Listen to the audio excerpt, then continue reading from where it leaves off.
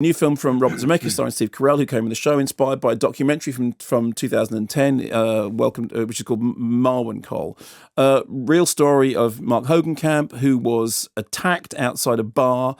Some guys jumped him and he was left with brain damage, and he's channeled his trauma into this model village of a World War II era Belgian village, which is peopled by fantasy figures, which consists largely of a version of himself, a group of indestructible Nazis, and a gang of high-heeled ninja-style women, all of whom seem to be based on people he knows and people who have helped him with his trauma.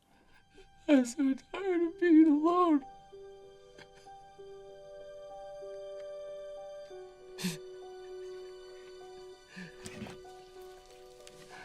Oh, shit. We got your back, Hoagie. We always have your back. We're here for you. It hurts, Jules. It's so painful. I know. But you have to love the pain, Hoagie. Like the wise man said, our pain is our rocket fuel. It reminds us of our strength. So it's directed by Robert Zemeckis, and consequently you expect a mixture of live action and FX animation when you look at his extraordinary back catalogue. Incidentally, there is a reference to his own films at one point because it's required to build a model time machine, which you go, that's funny because I've seen that somewhere before. Mm-hmm. And it looks a bit like a DeLorean. Exactly.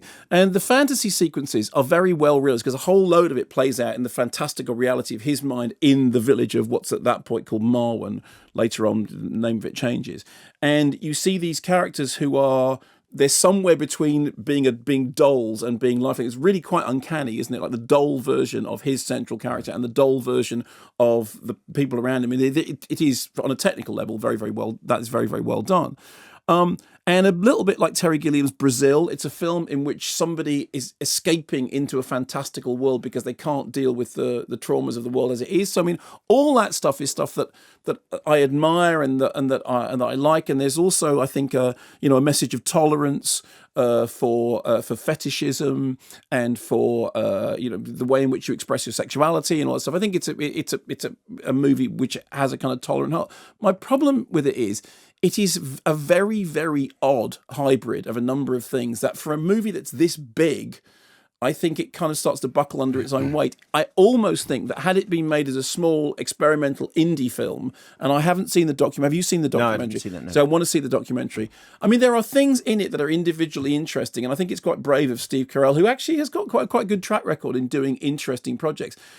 But I think the film is too odd to win over its audience, and it's too big for what is essentially a story that would be better told small.